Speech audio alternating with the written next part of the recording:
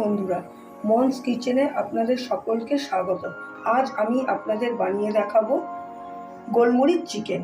গোলমরিচ চিকেন বানানোর জন্য আমি এখানে 600 গ্রাম চিকেন নিয়েছি। চিকেনটাকে ভালো করে ধুয়ে এর মধ্যে আমি গোলমরিচ, 1 চামচ দই এবং সামান্য একটু নুন দিয়ে 15 মিনিট ম্যারিনেট করে রেখে দিয়েছিলাম। তারপর এখানে আদা, পেঁয়াজ, রসুনের পেস্ট, 2টো মিডিয়াম সাইজের পেঁয়াজ, 4-5টা কাঁচা লঙ্কা, একটুখানি আদা এবং 8-10 কোয়া রসুন একসঙ্গে বেটে রেখে দিয়েছি। সামান্য একটু গরম মশলা গুঁড়ো, গোলমরিচ, নুন আর জিরে গুঁড়ো। আমি এখানে কড়াইতে খানিকটা সাদা তেল দিয়ে গরম করতে বসিয়ে দিয়েছিলাম। এবার আমি এই ম্যারিনেট করা চিকেনগুলো এর মধ্যে দিয়ে দেবো। দিয়ে সামান্য এপিট ওপিট করে একটু ভেজে নেবো। আমার ভাজা হয়ে গেছে। যখন দেখবেন একটু রং ধরে এসছে তখন এগুলো আপনারা কড়াই থেকে তুলে রেখে দেবেন। যতটুকু তেল বেঁচেছে তার মধ্যে সামান্য একটু তেল দিয়ে এর মধ্যে আমি আদা, পেঁয়াজ, রসুন, কাঁচা লঙ্কা বাটাটা দিয়ে দিচ্ছি।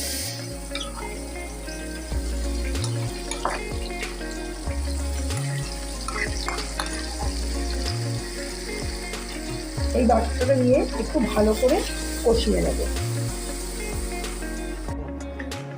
আদা, পেঁয়াজ, রসুন বাটাটা বেশ ভালো মতো কষানো হয়ে গেছে। এর মধ্যে আমি 1 চামচ জিরে গুঁড়ো, 1 চামচ গোলমরিচ গুঁড়ো,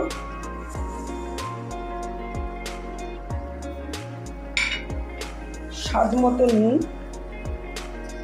দিয়ে দিলাম। দিয়ে এটাকে আরও খানিকক্ষণ কষিয়ে নেব যতক্ষণ না তেল ছাড়ছে। বন্ধুরা, তেল ছেড়ে গেছে। এই অবস্থায় আমি চিকেনগুলো দিয়ে দেবো। চিকেনগুলো দেওয়ার পর সামান্য একটু গরম মশলা এর মধ্যে দিয়ে দিলাম।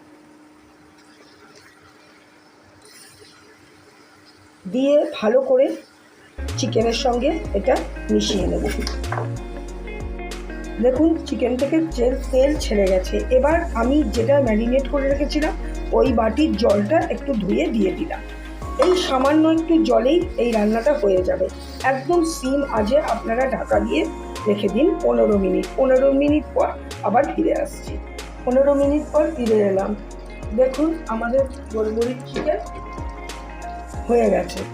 এই রকম অবস্থায় সামান্য একটু চিনি দিয়ে নামিয়ে দিন। চিনিটা দেওয়ার কারণ এখানে দই দেওয়া হয়েছে, একটু চিনি না দিলে ব্যালেন্স হবে না। আমার গোলমরিচ চিকেন কমপ্লিট।